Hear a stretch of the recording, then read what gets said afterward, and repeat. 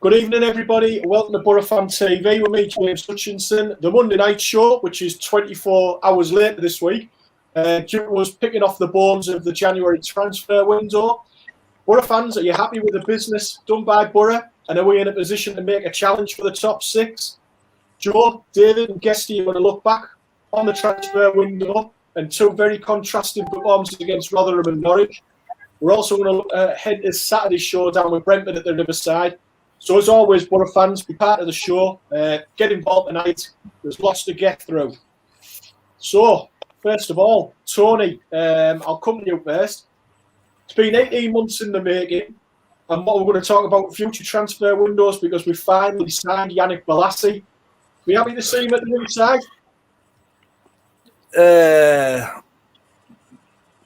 Yeah, No. because because he improves what we've got. He's better than some of the players which we have, so you can't really complain. I don't know what his motive or his ultimatum is. Whether he did want to come, whether he's come for a laugh, like Mr. Warnock asked him to come and have a laugh. You know what I mean? I just hope he's come with his head screwed on and he wants to get his head down and he wants to do well for the club. You know what I mean? So we've been pursuing him, bloody hell, for God knows how long now. So he's finally here. Yeah. And hopefully we can see the best of him. I didn't like him playing down the middle against Norwich, but obviously he can play there. But we'll just have to wait and see, James, whether it is worthwhile. I'm not a big fan of the loan system, especially the players that we've had at the Boro. Yeah. But we can only see, we can only hope he's come to the Boro to give his all and, like you say, to raise his own stock a bit and push us onto the playoffs. Yeah. Do you think in a way, Tony, though, I mean, I'm with you about the loan system. It's not always ideal because you're only getting players for so many months and you might doubt the commitment. But for a club that's in the situation that we are, where it's obvious we don't have much money to spend, that's really the only route we can go down if we're wanting to bring players in, isn't it? At the moment, it is, James. Yeah, Mr. Gibson must love Warnock, the squad he's putting together, because it seems to be to what we spent in the past. He's building a squad with loose change, James. The players he's brought in.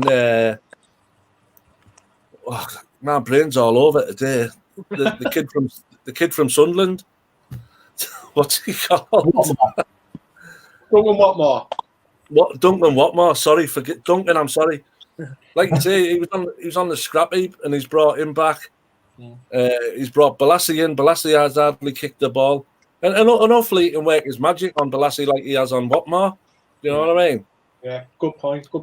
David, another player that came in before the weekend and actually made his debut at Norwich, and we'll talk about that game later. Darnell Fisher. He's probably been less heralded out of the players we've brought in, but he may have gone to have a bigger impact than all of these players. He seems quite a shrewd purchase, doesn't he? Yeah, I mean, I think he's still following Todd Cantwell round now, isn't he? It was an excellent debut, wasn't it? And, I think he provides that cover that we need at right back for Dijksteel, because obviously we all know Spence isn't good enough. So he's proven in the Championship. He's got the experience. The question is attitude, but I think it's good to have someone in the team who's a bit of a hothead and has a bit of a character, So I think he's going to be a good fit. And I mean, if anyone can get the best out of him, we all know it's going to be Warner. Yeah. On a debut, Dave, like you say, it was his debut on Saturday. To put that much commitment in, you know what I mean? To follow that kid all over Carrow Road, I just hope we can get that out of him every week, up and down the right flank. You know what I mean? Definitely guess it. I mean, I've seen him quite a few times for Preston as well, and he's quite fluid going forward. I think he's got like 14 assists in 3 seasons, so he can do the offensive work as well as the defensive. But yeah, Warner got him drilled for Saturday, so he can show he can do a job defensively. Yeah. I was speaking to a Preston fan before we actually got Fisher, and he was surprised that they didn't tie Fisher down to a new contract. So it was kind of a coup for us to get him at that point. Yeah. As you can see from all the comments that have been coming up, thanks for getting in touch. We've had Damon, Gareth Jones, Luke Sanderson, Simon Cully. Evening, lads. What a window that was, if everything fits into place. But overall, Joe, it's quite positive feedback from the fans. I think the fans are understanding that the club don't have a great deal of money, but they've brought in 5 players, and if you count Watmore, that's another player as well. They've done quite well in the transfer market, and one of the players that came in yesterday, Nathaniel Mendez-Lang, there's some risk involved, but it's a risk worth taking. Do you think, Joe? It is a risk, but if with Nathaniel Mendez-Lang, if Warnock knows him quite well, I think he's could come to some use to us. I mean, is it the whole situation where he had his contract cancelled by Cardiff was well documented, but at the end of the day, he is one of their players who got them promoted under Warnock in the first place to the Premier League, and he can prove a good asset for us, especially on the wings. Yeah. And David, I was just going to mention there, it was a little bit of a surprise, bit of the curveball last night was Neeskens Cabano coming in. I think that was one that nobody really saw coming. What do you make of that deal? I think everybody was under the impression we were after Kamara instead, weren't there? But I'm just hoping it's not too serious of an injury for Tavernier, because he's quite similar in his versatility in the front, but he's proven at this level. He's been promoted with Fulham. He's played in the Premier League, so it's a big coup that we've got. If there was any improvement we could have done on the transfer window for me is if we could have done our business a little bit earlier, because we touched it upon before Christmas. It's going to take some of these players 4 to 5 weeks to get match fit, and obviously there's only 19 games left, so you just hope we can get them into speed pretty quick. I think one of the advantages as well with Neeskens Cabano, I think not only can he play on either side of the wing, he can also play behind the striker as well, which I've seen quite a few times, and especially he'll probably be the one to take McNair off the free kicks when it comes to the set pieces. Yeah. No, we've got a place on the wing now, which we've been crying out for absolute windows. Yeah. If he's half as good as his first name, we'll be laughing. You'll have to explain that to some people, Tony. Johan Neeskens, one of the greatest footballers ever, a Dutch lad. He was unbelievable. Yeah. Played for he's named after him, isn't he? That's I read today. Yeah, he was unbelievable. So if he lives up to that, we've got a absolutely diamond on our hands. But like you say, I don't look at many players' stats or things like that. But I had a look at his today, that Cabano. He's hardly played any football the last 4 seasons, so he's another one who, like you say, needs to get up to speed, Dave. And like you say, a lot of these new signings are rusty. They've hardly played. Bolassi's hardly played. Watmore definitely had hardly played. And Cabano and the other kid, Mendez-Lang, hasn't played for God knows how long. So, yeah, like you say, Warnock will know best. He'll see him in training and he'll know where they're at. Do you know what I mean? But yeah, I think that works in our favour, doesn't it? What?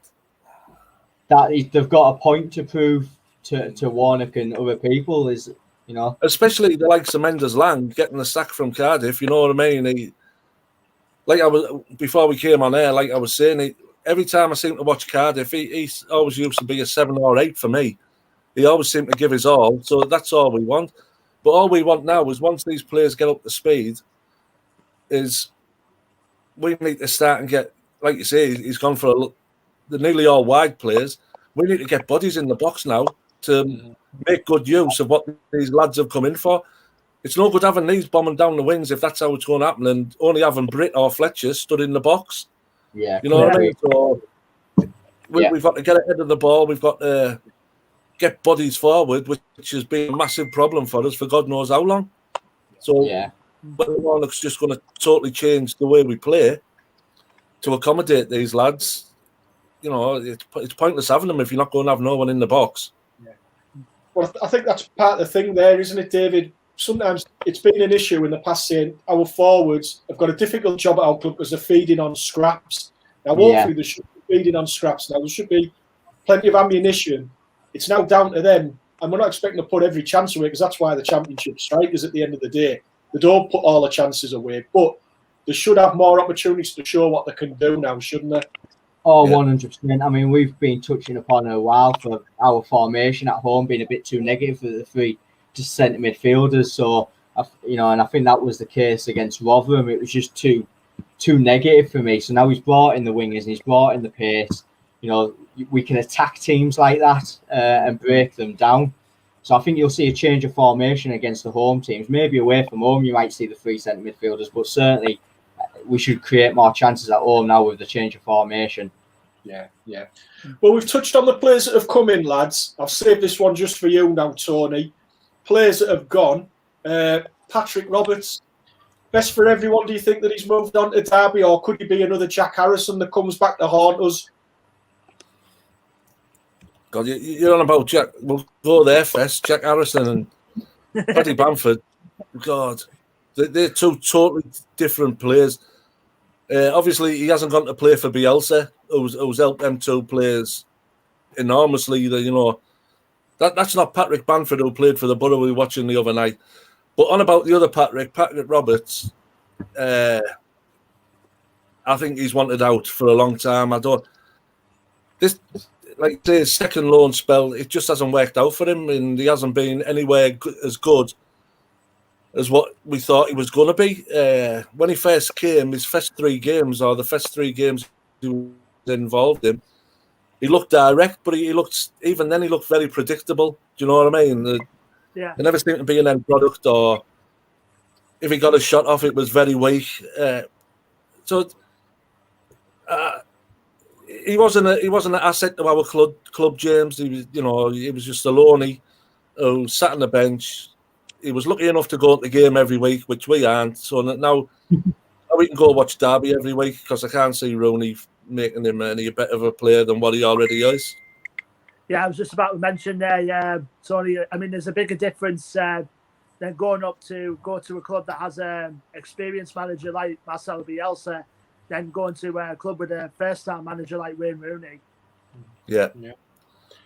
Just like you say, Joe, how do these players have the tag as a Man City forward? How's he at Manchester City?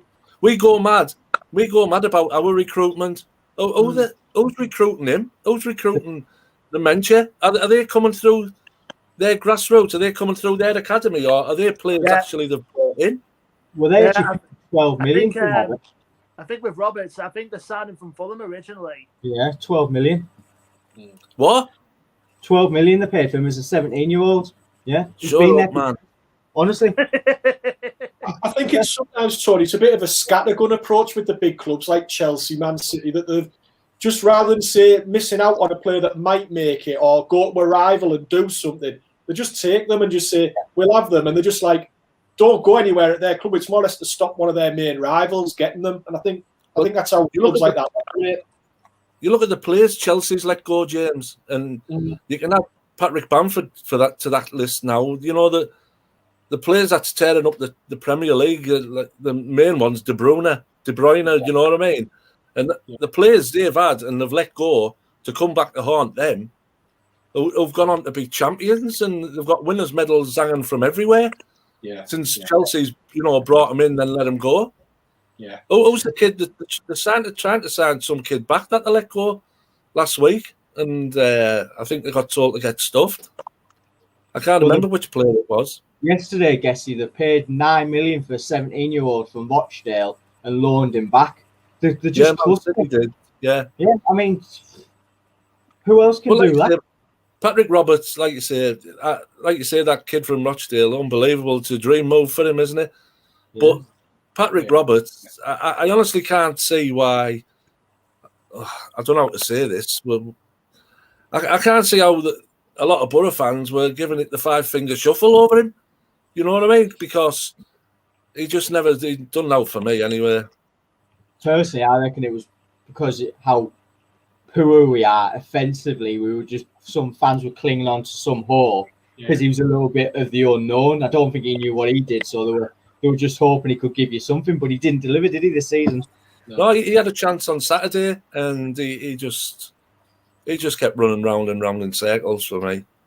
Yeah. Joe, a couple of other players that moved on loans and have gone actually out from the club on loan and hopefully will come back. Lewis Wing and Nathan Wood. What do you make of their deals? I think Lewis Wing going to Rotherham, I think, is quite understandable. You can tell, particularly this season, and towards the back end of last season. I think his confidence definitely dwelled a bit. It's gone down low a bit, and so I think that the low move out to Rotherham, I think for Wing, could help regain his confidence back, and hopefully he'll try and fight for his place in the team come next season. But as Wood, like we said on countless times, he needs experience, and I think, and probably going out on loan to Crewe, and I think he'll probably link up with another Boro, Loney and Stephen Walker. So having them two together, hopefully, can develop their experience more, I think. Yeah. And I'll come to you first on this one, David, and the other lads can chip in as well. Ross Gritty, this mentioned there, a bit disappointed we couldn't offload Britt and bring someone in up front who could hold up play and finish. And that was obviously Saturday, Sunday, and started yesterday. There was still a lot of talk about Jeju coming here in a swap deal or Jeju coming in on his own. Will Britt stay? Will Britt go? What was your take on all of that, David? I think both parties were interested in making the move happen, but Britt's wages is going to put a lot of people off, and apparently Jeju's looking for a big wage for his next move as well. So I think it just came down to a financial. I think it's obvious Britt's going to go. I heard on the grapevine in October that he'd already informed the club that he was going regardless. So we were trying to cash in on him, but like you've said, and what Guestier and Joe have said previous, they just need to be realistic. They're not going to get those big wages at the Championship at the next move, and I don't think it's going to hit home until the summer. I don't think you're going to see much of him to the end of the season now, to be honest with you. Yeah, I agree there. He's just said Jeju would have been a cracking signing. 5th best goals per minute in the league. He's in top form at the minute too. But Tony, I also saw people say, well, he hasn't scored many more than Britt over the length of the time that he's been in this country at Bristol City. So would you have rather had Jeju than Britt Assombalonga, or are you just happy to stick with what we've got? Like you said, when I was speaking with you on Sunday, I just looked at like you were swapping a 05 Fiesta for a 05 Fiesta. You know, there was no difference in what I've seen of this kid from Bristol. He doesn't offer anything more than what Britt offers us. You know what I mean? So, like you say, we've tried to defend Britt since he come, but I think his spring's definitely gone now. And like you said, Dave said, I just think we'll see less and less of him now. Hopefully Fletcher can get himself fit, because, like I keep mentioning on here, he's become a fan's favourite while he's been injured. How much we've missed him, but the kid's hardly played, but you know what I mean? Mm-hmm. So if we can get Fletcher, Akpom, if he can get his act together, because he hasn't been tearing up no trees at the moment. So it's like you say, we've brought these wide players in, and you know, will we use Britt to see what he can do, or are we just going to go with Fletcher and Akpom and leave Britt on the bench? That's for Mr. Warnock to decide. But I just didn't get the whole swap thing. That's something that did happen in the 70s and 80s. It's been I can't remember when there was a swap deal involving two clubs. Yeah. It's been a while since I've seen anything like that. Yeah. What I will say, Joe, is maybe in terms of Britt Assombalonga, and I think it's more or less guaranteed that he'll probably move on for free in the summer. But possibly could we utilise? He's got 2 international teammates now at the club with him in Balassi and Cabano. Do you think that might maybe bring him on in the last few months and maybe benefit the club? Well, he's going to have to, especially considering the fact that you have both Balassi and Cabano in the club now. I think if you work them 3 together, I think hopefully you probably might get the best out of the Assombalonga for the last couple of months. So we'll have to wait and see. We'll have to wait and see what Warnock picks game-wise. But I mean, it's one of those where you know he might play, he might not play. It just depends on Warnock at the end of the day. Yeah. And the funny thing is, he's actually the club captain, isn't he?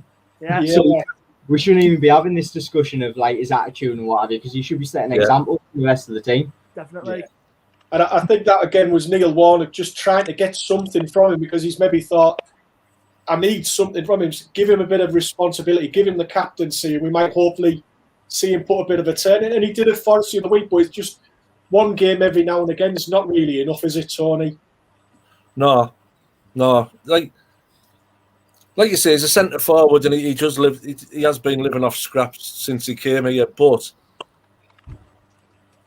does he do enough apart from score goals, James? You know what I mean? There's other parts of the game he could be getting involved in, and I agree with a lot of our fans. His first touch and his hold-up play is absolutely diabolical for a big lad. He can never get himself in between the centre and half and the ball. And even when he does, he's either easily knocked off it or he's thrown himself on the floor trying to get cheap free kicks every week. And it's part of his game, which I've never liked. He never seems to be off the grass. You know what I mean? He's a big lad. He should be standing up and holding the ball. What did they call the kid from Rotherham? Was it Smith? Yeah, last week. Proper centre forward. Nobody could get near him. You know what I mean? He got hold of that ball and he was keeping hold of it till he had a plate to pass to. Yeah. Where we lose so much momentum sometimes when the ball gets to Brit's feet. And I think when Tony Pulis first came in, I think Tony Pulis didn't fancy him at all, did he? You know what I mean? Because I think Pulis knew the ball wasn't going to stick, and it took him a while to get in Pulis's team. Yeah. Well, he brought us on nicely there to the Rotherham game, Guesty. I don't think many of us saw that result coming last Wednesday, but on the balance of play, Tony, I mean, to be honest, we couldn't have no complaints, could we? No, not last Wednesday. They absolutely tore us to shreds. You know what I mean? And when I said jokingly that we'll get battered 3-1, I wasn't far wrong. You know what I mean? Because, I just don't know what it was. You know, they just totally ran over us, and we were clueless, absolutely clueless. Didn't know how to deal with it. I mean, you've said there, David, that you thought we were too negative. Ross Griffith has been in touch. He felt that Hayden Hackney should have started over Roberts against Rotherham. There was a few comments before the game and then after the game about maybe the players being a bit flat after the Blackburn match. And even Warnock himself in the build-up of the game coming across to the media has been a little bit flat. And it certainly transmitted itself in the performance on the night, didn't it? You could say that, but you could also say it was a perfect opportunity to bounce back from the disappointment, to get back on board. And that, you know, that's how I would, whenever I've suffered a defeat personally, I always want to get back on the bandwagon. So I think that's just making further excuses, James. I think the selection was just all wrong for a team that's so far down in the table. You shouldn't be playing three central midfielders at home against the likes of them.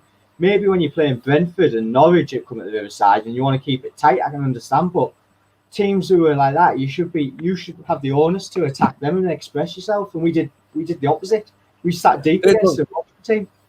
They've done their own work on us, Dave. Like you say, not only have you got your three central midfielders in the midfield, you've got another central midfielder playing centre half with a rookie. You know, that team selection Wednesday night was all down to Warnock, and the team selection was really poor. Yeah, you know what I mean? Yeah, definitely.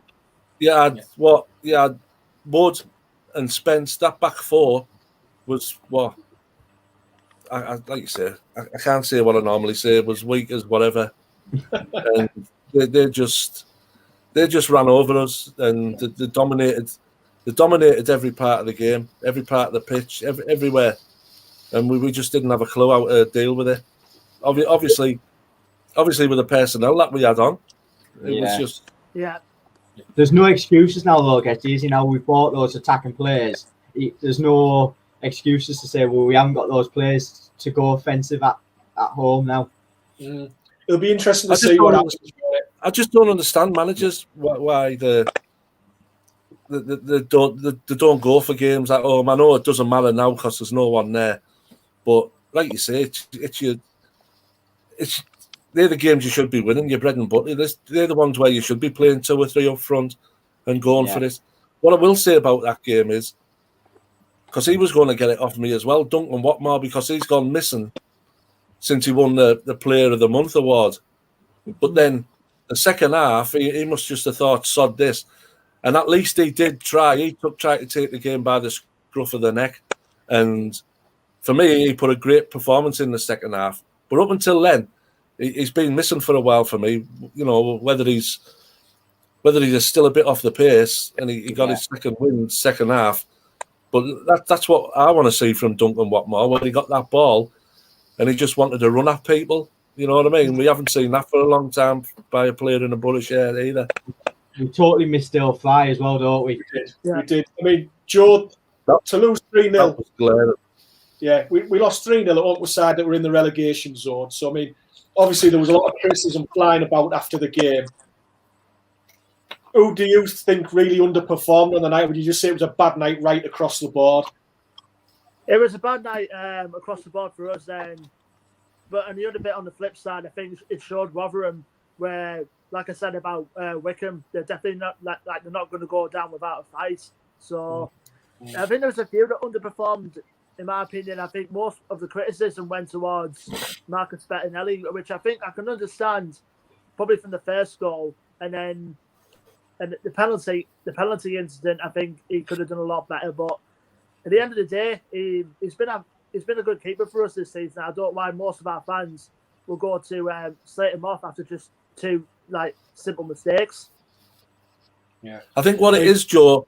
I think what it is with Bettinelli is the mistakes he makes are the same mistakes he made the game before or the game before that. He cannot take control of a shot from outside the box. Yeah.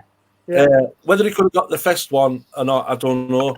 But on too many occasions, as a shot come in, where it's bounced straight back off Bettinelli, and I can't believe the coaching staff haven't got a grip of it, because he does it at least once or twice a game. I think that's why he came in for a lot of stick the other night, because whether it was just a bad night for him, you know what I mean, but he just doesn't. He never looks confident on shots coming in from outside the area or shots what he's got to deal with in front of him. He always seems to parry him out over. And I think it was Howson came to his rescue against Rotherham on one occasion, you know what I mean? So yeah, I think that's why he got a lot of stick Wednesday night. Yeah.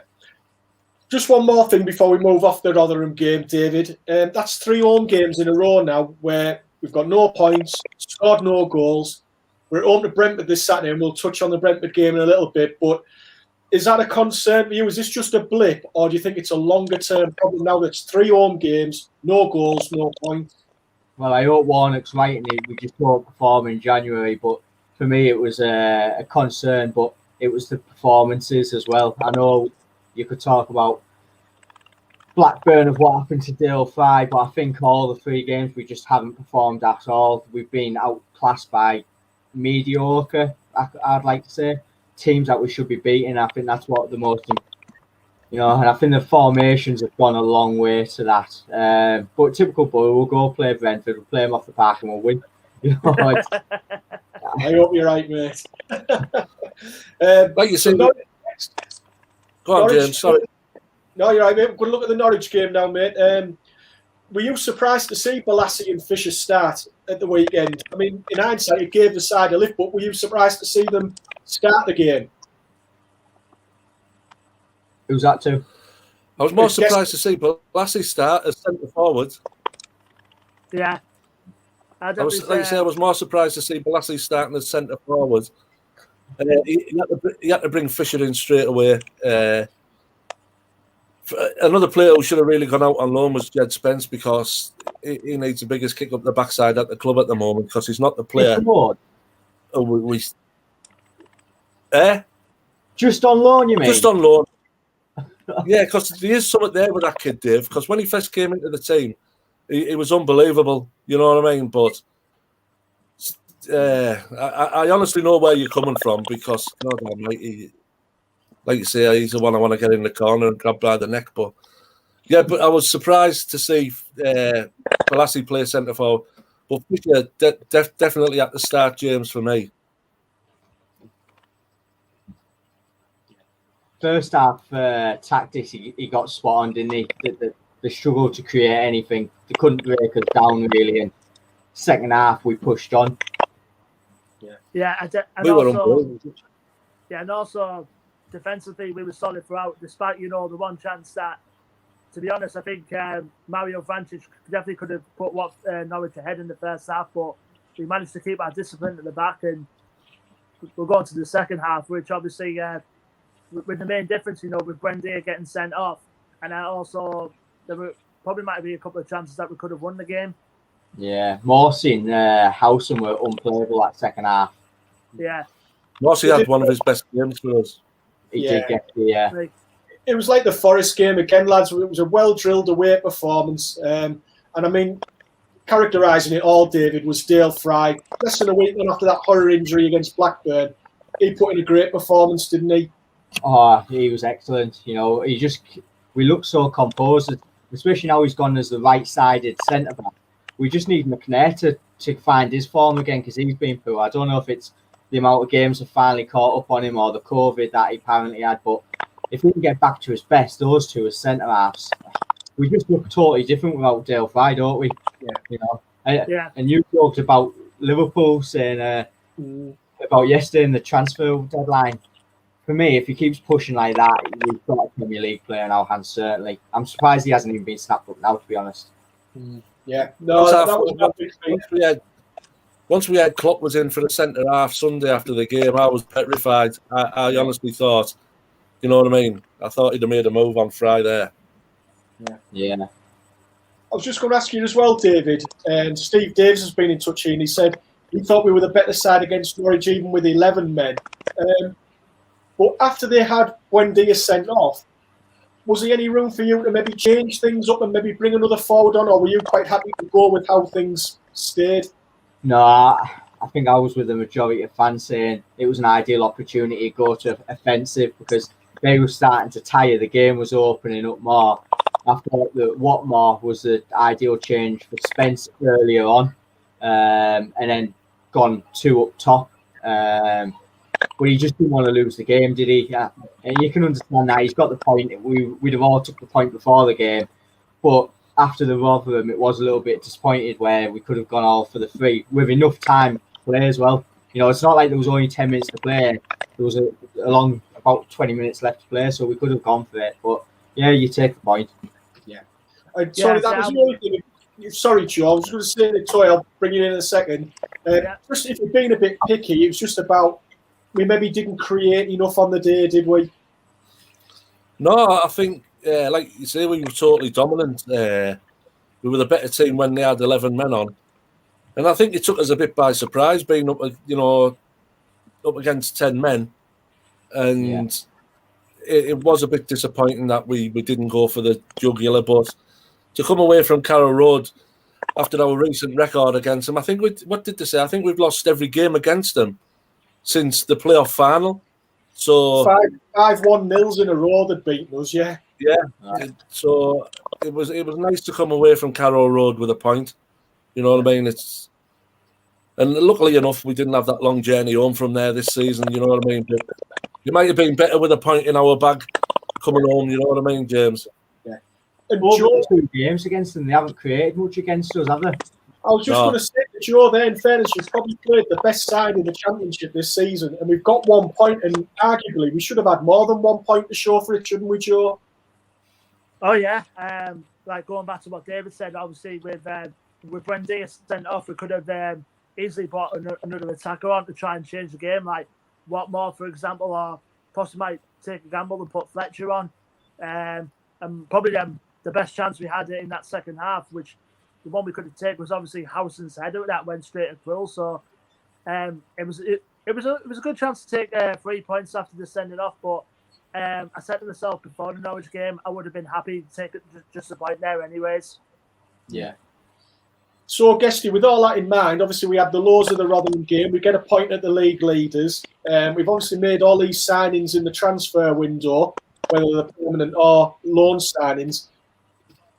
I still think we all agree that we're maybe overachieving a little bit this season, but the playoffs are still within grasp, aren't they? I think on Saturday they asked the panel that was on the game, who was covering the game, asking potential candidates for top 6. You know what I mean? I can remember who they had on. It was. You've got to say we are, James. And yeah, you've got to say we are, especially with Warnock and his reputation and his previous, you've got to say we are candidates for top 6, and it's took me a while to admit it. You know what I mean?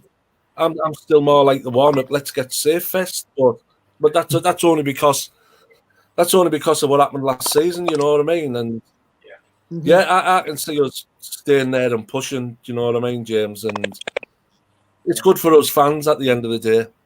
If we can stay there or thereabouts, it keeps everyone interested. But like, it was because we're all watching the same screen, aren't we? You know. Yeah, it was Danny Cowley and Keith Andrews, the pundits. Yeah. For me, that was the biggest disappointment of those 3 home games we've had against Rotherham and Blackburn and Birmingham. Though there were ideal opportunities to get points on the board and keep us up there. And hindsight's a wonderful thing, but Watford dropped points last night. Bournemouth dropped points. You know, those games, those types of results cost you at the end of the season.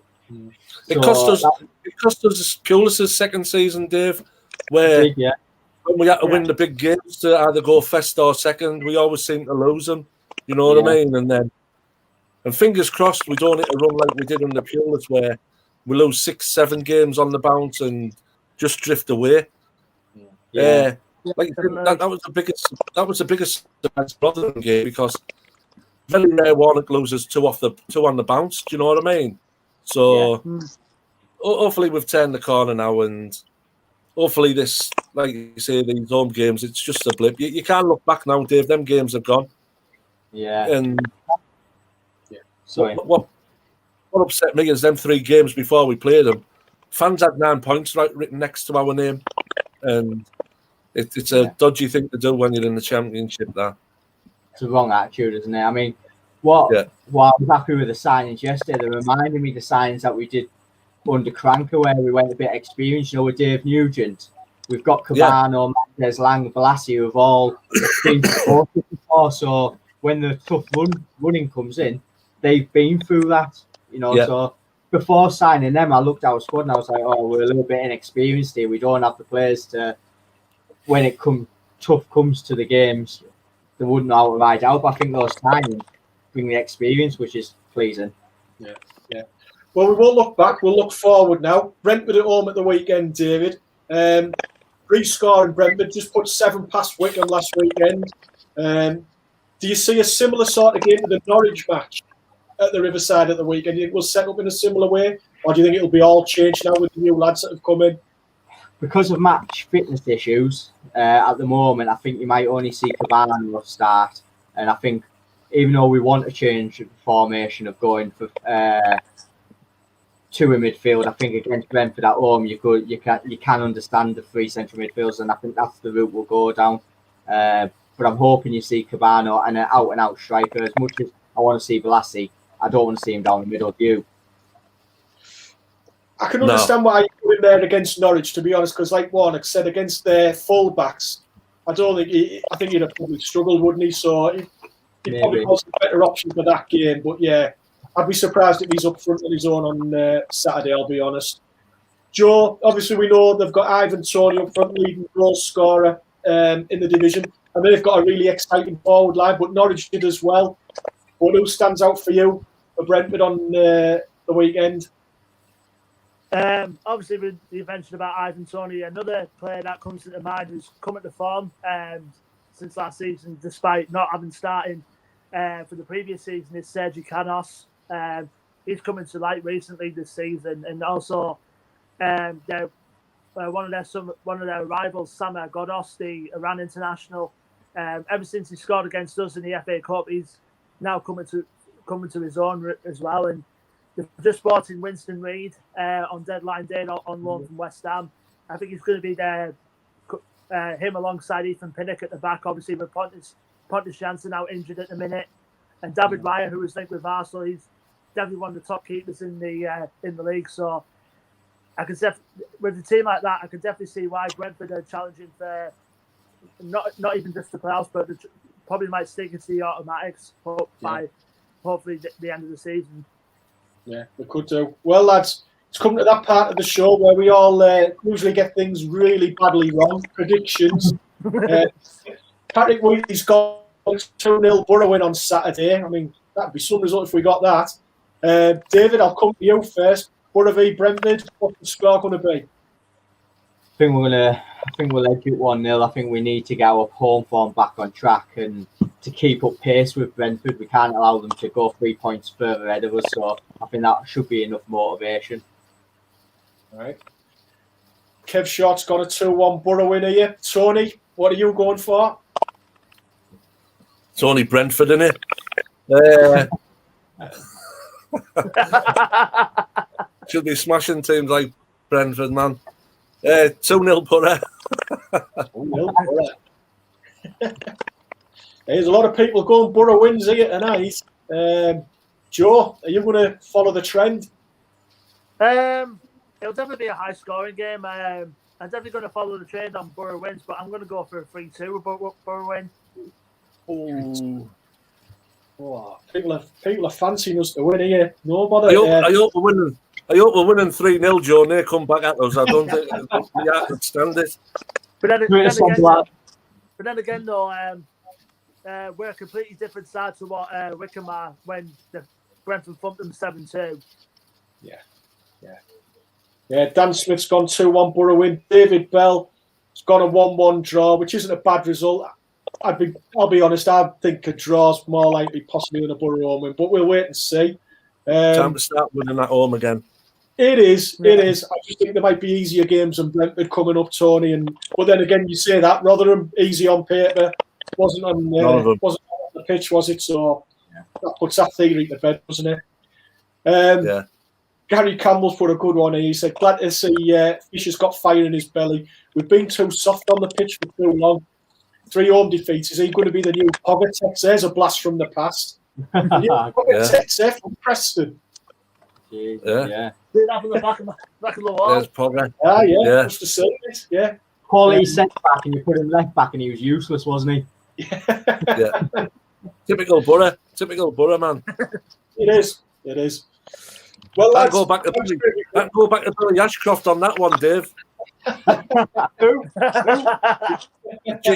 Don't be calling Billy. Centre forward ended up one of the best centre halves in the league. Yeah, you go Alan Kernigan as well. Yeah, there's another one. Oh, you're just showing off now, aren't you? He couldn't lace Billy's boots though. Him. I think we got £1 million off Man City for him. Jack Plus. Did well. Well, lads, I'm afraid that's all we've got time for this week. Many thanks for everyone watching out there for contributing to the show. As always, many thanks to David, Guesty, and Joe. Thanks for being on the show again, lads. Cheers, that man. No worries, James. Love it. Yeah. All being well, we'll be all back on. We'll all be back on next Monday night. Just to put in your diaries, I'll just let people know. Keep an eye out. The disabled supporters had their Player of the Year awards last night. Paddy McNair was Player of the Year. Marcus Tavernier was Young Player of the Year. To raise funds for that organisation, they're going to be raffling off 2 match-worn shirts by Tav and Paddy McNair signed by the players. So keep your eye out. There's going to be stuff coming up on Facebook over the next few days about that. Like I say, thanks for being with us this week. Have a good week, everybody. Stay safe. Until next Monday night, when we're all on the Monday Night Show. Good night and up the Boro. Up the Boro.